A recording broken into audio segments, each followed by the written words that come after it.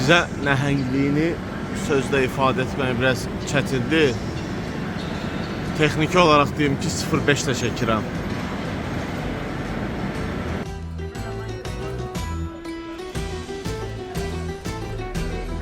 Kofenin vətəni İtaliyada Starbucks'ın əlbəttə ki, düzəltməli olduğu yer elə bu Reserve Roastery kimi bir yer olmalıydı.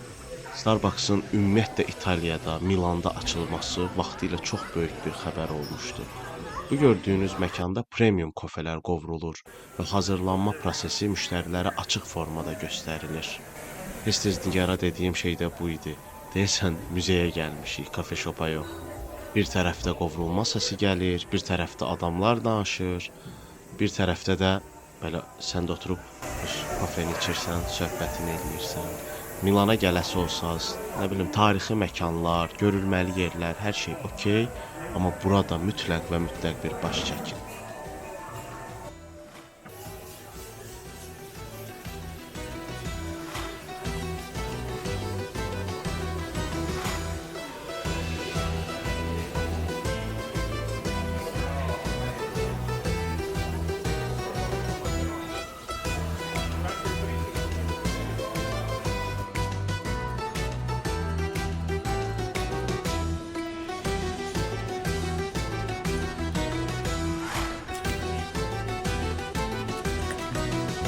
Mesela bak, bu elinin incisi, bu da elimin. Neçə yaşın ha? 30 yaşlarısı. 40 il. Mən 30 dedim.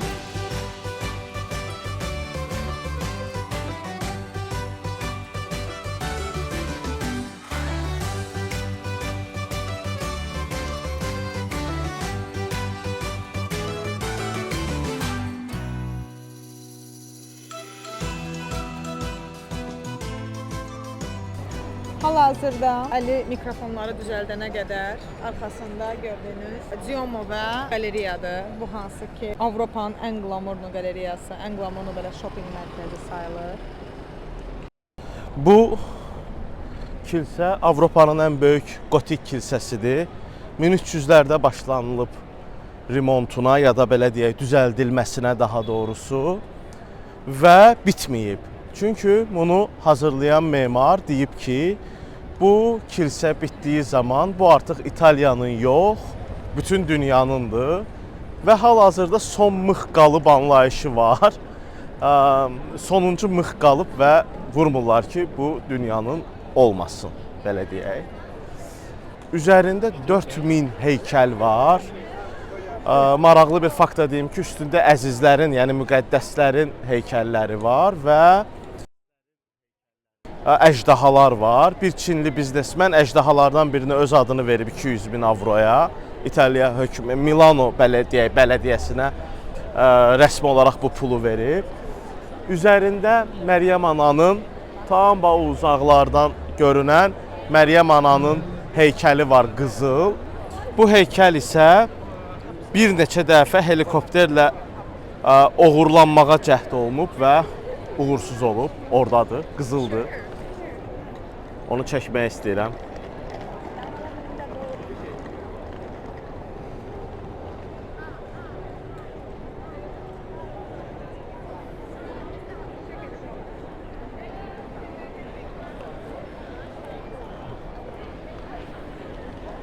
Gəl.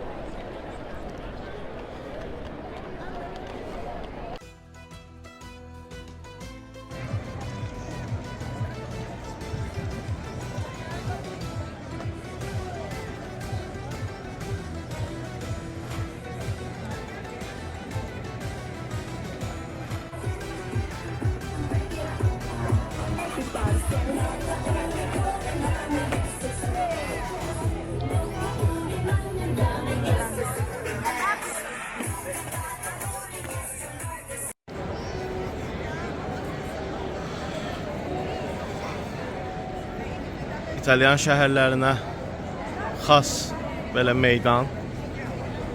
Bu meydan amma əzəmətlidir, nəhəngdir.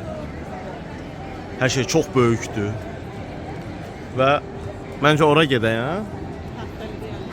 Getdik. Burada bahalı markalar olur ha, yoxsa? Aha, ancaq bahalı markalardır. Səhv eləmirəmsə bir dənə hansısa mass market də girmişdi bura belə xüsusi icazə ilə. Aha. Yadımda deyil amma hansıydı. Yəni belə şey olaraq əslində burada məsələn çox məşhur bir gelateriya var ya da glamorlu belə deyək də bu indi blogerlərin ya da influencerların ən sevdiyi restoranlardan biri buranın ikinci mərtəbəsindədir. Hansı ki Diomo'nun ən gözəl mənzərəsi ora sayılır.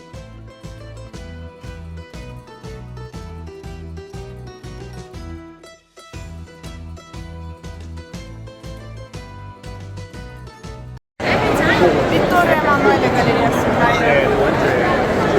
İçerisi bu şekilde insan kaynıyor. Ve yani ki burada hal-hazırda olan insanların sadece 1% burada oradan shopping film gelir. Daha çok öyle turistik. Çünkü neye göre normal bir turistin bütçesinden oldukça büyük bir şeydi. Necə turistin?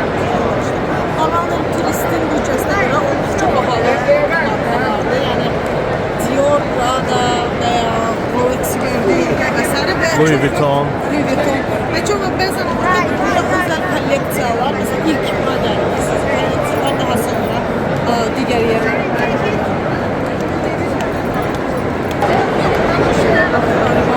Ne? Öküz şekli var yerde. O şeklin ortasında insanlar böyle zıplanarak Gel gedək baxaq. Xeyirli olsun. Allah qəbul eləsin.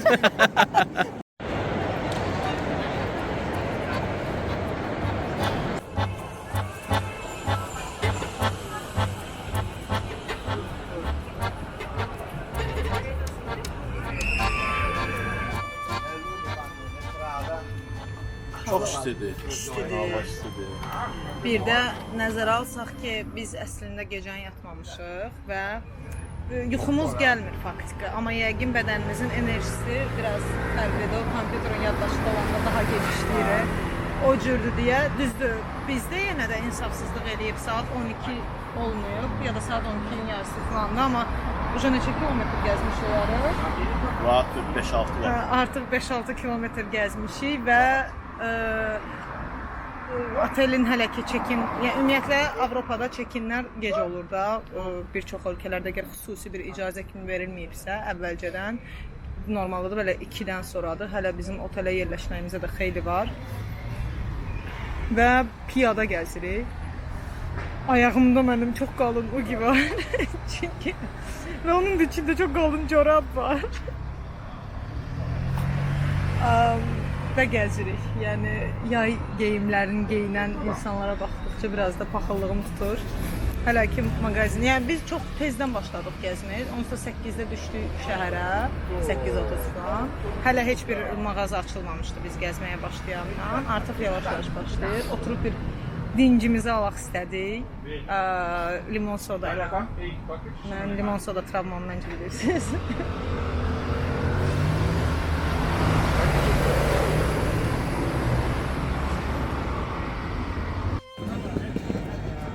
Klasik İtalyan bazar günü. Bunlar bizdə nə deyirlər? Türklər sahaf deyir. Biz Azərbaycan dilində Bit pazarı da. bit şeydə o Suraxanın sabun hə, işlərində işte. o bit bazarıdır. Deyirsən, amma mən əmin deyiləm bizdə onun belə xüsusi adı var. Təzə qalıyor. Bilənlər yazsın şərhlərə. Köhnə kitablar, ha. Bəs məsələlərindən tut, bu cür dini, məsələn, nə maraqlı sənin var. Çox gözəl var.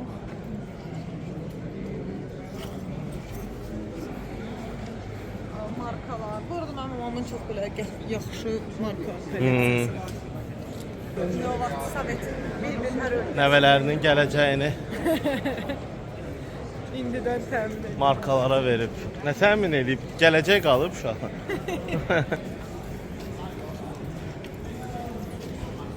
Gedirik İtalyan sayağı bir səhər yeməyi. Yəni bu necə olur? Kofe və Kruasan. kruasan.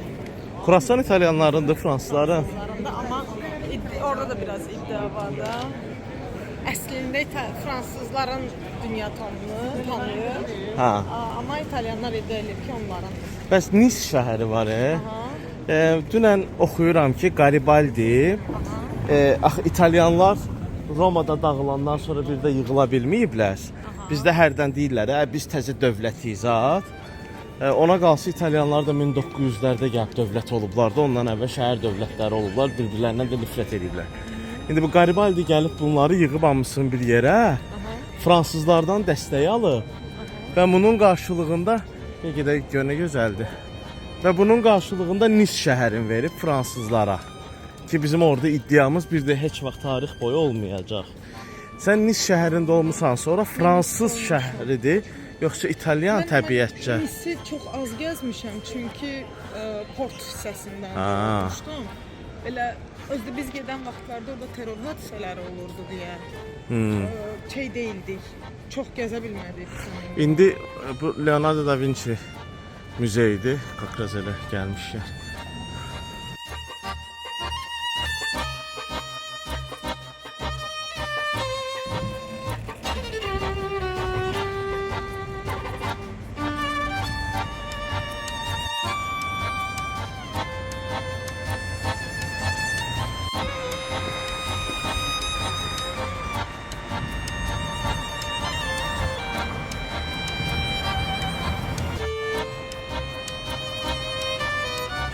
Bax, hərcə girmişik.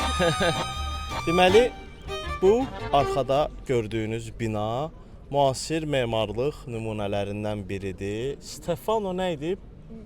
Biole, nəsə belə bir Biorone, baxarsınız Wikipediada. Bu detallar Wikipediada var da. Bunun əsas mahiyyəti və fəlsəfəsi Wikipediada yoxdur. Məncə biraz ondan da açmaq lazımdır. Binanın adı Bosco Verticale, elə adı da uzunluğuna şəhər. Burada məsələ nədir? Biz şəhərlərə girdiyimiz zaman sözsüz ki, meşələri və yaşıllığı öldürməliyik və biz eninə meşələri məhv eləyiriksə, niyə bunu uzununa yerinə gətirməyək ki? Belə bir fəlsəfəsi var və bu təbiətlə binanı uzunsov formada birləşdirən ilk memarlıq ya da incəsənət nümunəsidir ki, bundan sonra Misirdə, İsveçrədə, Hollandiyada, hətta Türkiyədə də başlayıb. Bir neçə yerdə bu bina formatı var. Bu əslində megapolisləşmiş yerləri bir növ təbiətlə birləşdirir. Burada 1500 ağac var. Bura güllər, bəzək gülləri və s.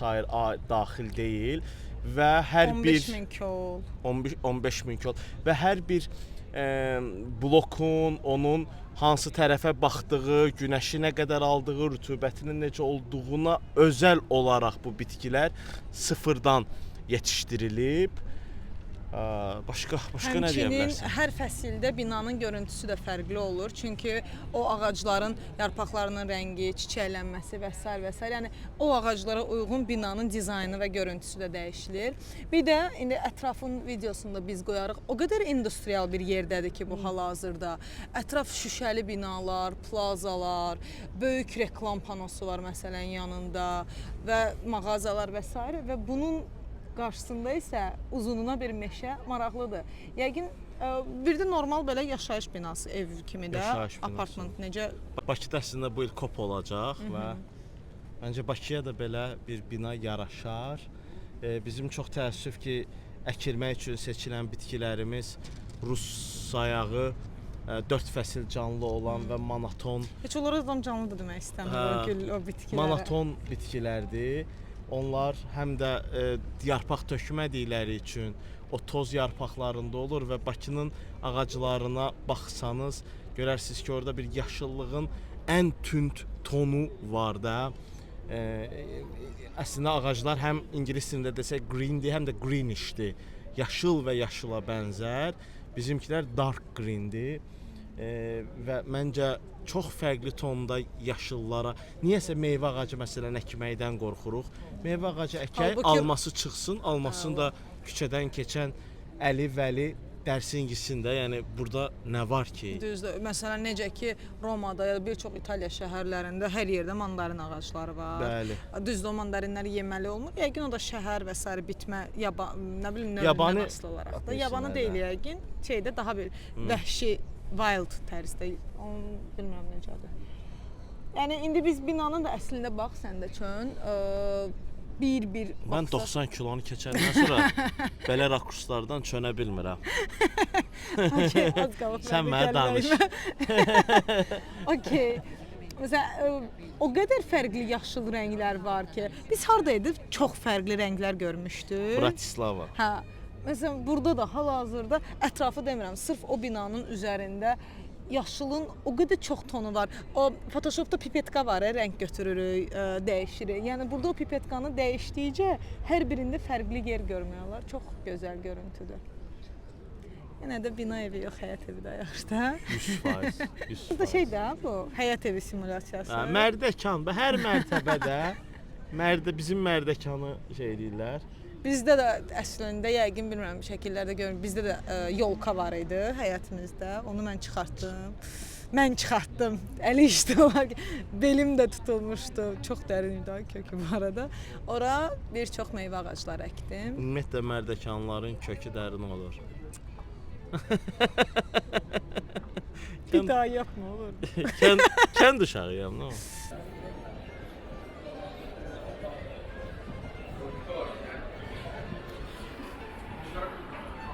Moleskin var. İstəyirsən maraqlı bloknot alaq sənə.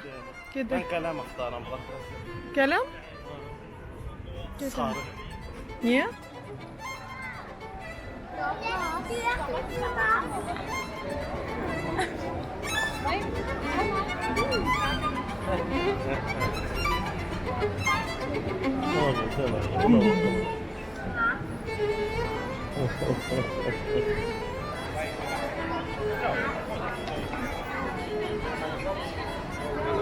Mən də istədim. Get də.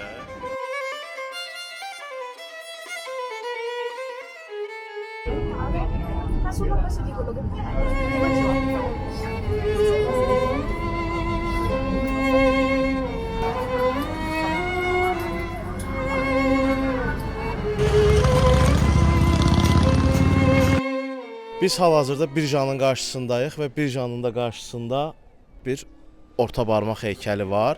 Əslində orta barmaq deyil, barmaqlar qatdalanmayıb, barmaqlar kəsilib.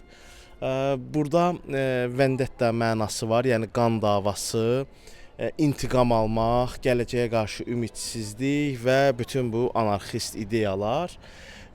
Bunun qarşısına müvəqqəti qoymuşdular Birjanın qarşısına, amma daha sonra çox seviləndən sonra saxladılar bunu burada. Bu artistin adı nə idi? Maurizio. Maurizionu biz hardan tanıyırıq?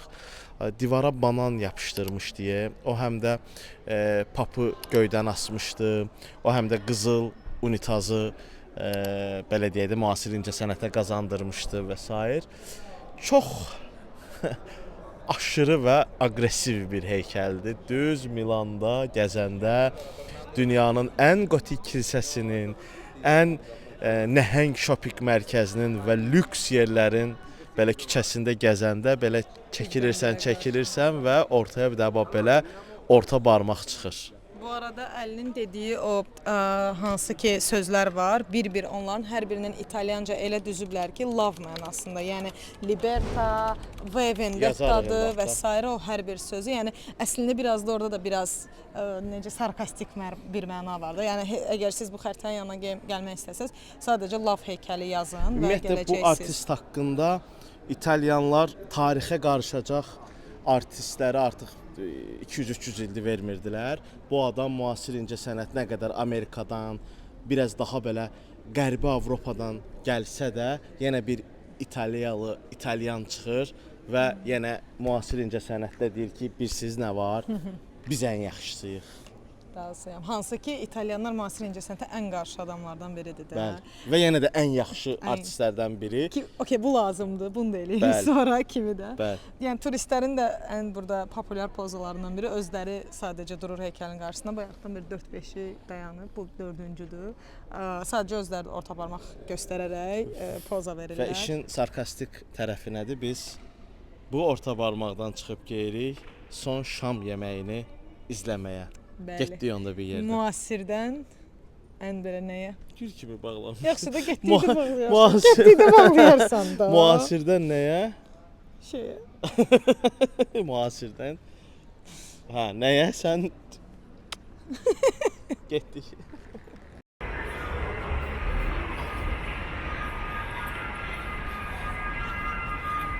Hara geri? Gedirik Milan gənclərinin ən çox vaxt keçirdiyi yerə, Navigli küçəsinə. Aha. Bu ortada bir arx kimi, kanal kimi çay axır. Əslində gün ərzində saat 5-dən saat hətta deyərdim 4-5-dən etibarən axşam saat 8-ə qədər burada happy hours olur. Happy hours nə deməkdir? Yəni bir içki, hər ölkənin öz qanunları müxtəlif olur. Burada necə? Bütün restoranlar açıq bufet eləyirlər və sadəcə içki pulunu alırlar insanlardan. Bir içkinin də ortalama qiyməti 8-12 avro arası olur. Aperol spritz olsun, Yəni indi biz Yox, biz indi ona getdik. Ölüb niyə? Çünki bizim yuxumuz gəlirdi, biz yatdıq. Amma ya başqa bir şey deyim. Bu 5-dən 8-ə qədər olur. Bəli. Çünki niyə 5-dən 8-ə qədər normalda bunlar üçün çox pul qazanılan bir dövr deyil. Nə pis oldu? Yox, pis olmadı. Biz ona getsəydik çünki 50 gün orta yeməyi zamanı çox da xoşbəxt olmadı.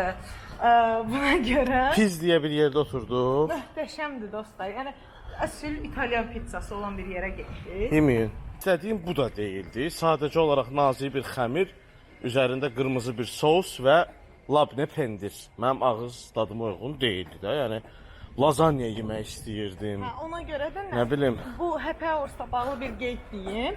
Yəni açıq bufet olur, amma xırda yeməklər, çox da bahalı yemək, yəni lazanya olmur o açıq bufetdə. Standart çox kremli pastalar ola bilər orada, balaca meatballlar ola bilər, ya da sendviçlər müxtəlif, pizza dilimləri və s. Bu cür belə, necə deyirlər, daha bir ucuz tərzli yeməklər, amma indi biz normal restorana gedirik, normal yemək yeməyə gedirik. Dən get. Burada həmin o Navigli, hansılar Navilli deyilir də əslində, qılını belə yumuşaq deyirlər İtalyanlar, mən necə yazdım? Aha. Faktoriyalar, İtalyan restoranları, içki yemək, artıq insanlar yavaş-yavaş axşam yeməyinə başlayırlar, həmin o happy hour-ların bitdiyi zamandır. Burada çox tez-tez gənc partiləri görə bilərik. Necə partilər? Məsələn, nə deyirlər şeyə, bekarlar vəda partisi kimi partilər ya da hansısa bir məzuniyyət. Subaylığın son gecəsi. Çox belə şairanə Subay. və ya hansısa bir məzuniyyət günləri. Və sözün düzü, girib məsələn şeydə baxsaz, TripAdvisor və ya müxtəlif turistlərin rəyləri olan saytlarda baxsanız, görəcəksiniz ki, restoranları bir-birindən ayrılmırlar. Necə ki, Romada Navona küçəsi var. Gedirsiniz, hər restoran çox dadlıdır. Hərəsinin özünə görə fərqliyi var. Həmçinin buranın restoranlarıdır, yaxşı restoran sayılır. Nə qədər turist yeridir. Məsələn, Duomo tərəf həddindən artıq glamorlu turist yeri. Çünki şəkillər üçün və s. və oranın yeməkləri çox da dadlı olmayan, amma şəkildə gözəl düşən yeməklərdir. Buranın yeməkləri isə belə əsl bir İtalyan trattoriyası, İtalyan türklərin bir lokanta tərzli yeməklərdir. Bəzən canlı musiqi də olur. Ya da əslində tək hətta bu çayın qırağı ilə deyil restoranlar. Hər ara küçələrin özündə də var.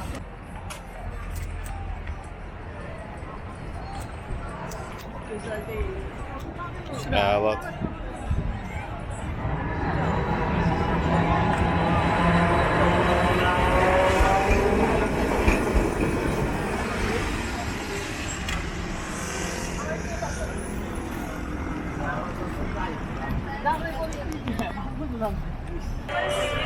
Bura necə gəldin? Haradır sən, mən oturmağa hazıram. Yoxsa ilkdir hələ gəzə? Necədir İlk sən? çıxanda qızlar deyirlər, hələ çox olacaq. Necədir sən? Bura qəşəng görünür. Bura qəşəng görsənir ha.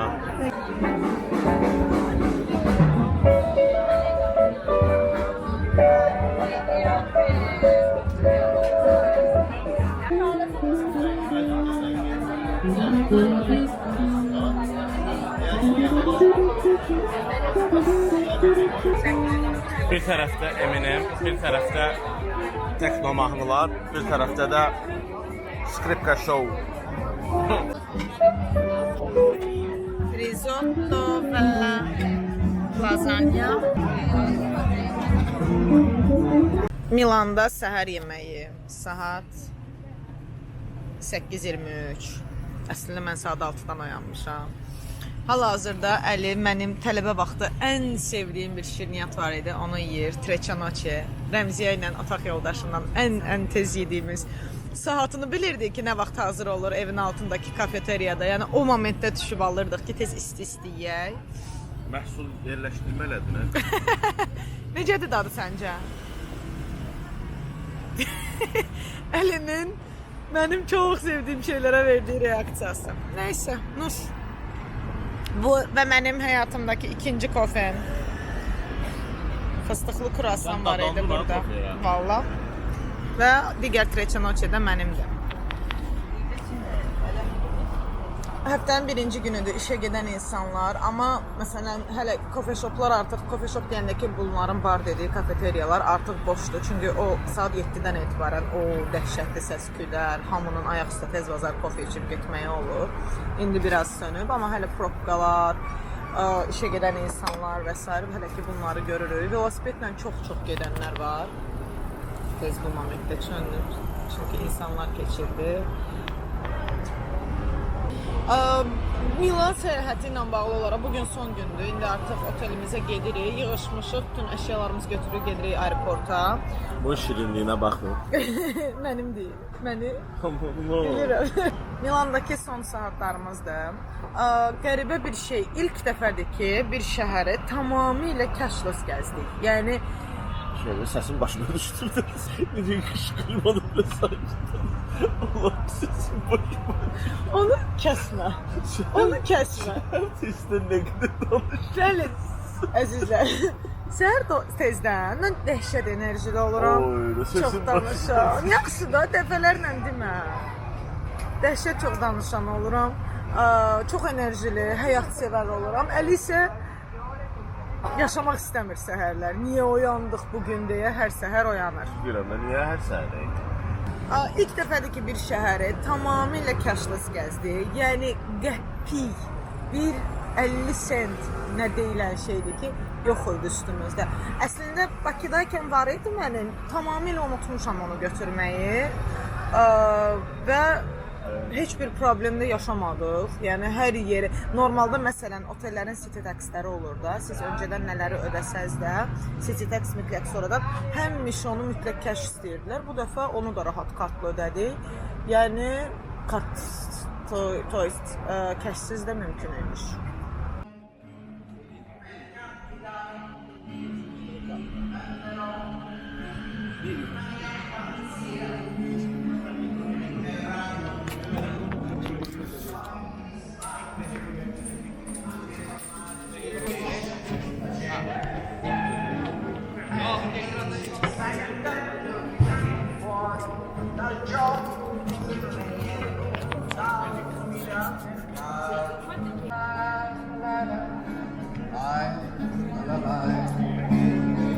Ed ogni cosa ha un suo prezzo, ma nessuno saprà quanto costa la mia libertà. Ogni cosa ha un suo prezzo, ma nessuno saprà quanto costa la mia libertà.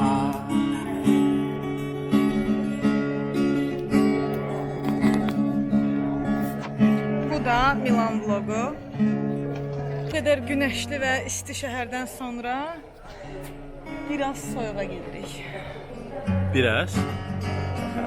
Çox soyuq. Çox soyuq olacaq. Hələlik.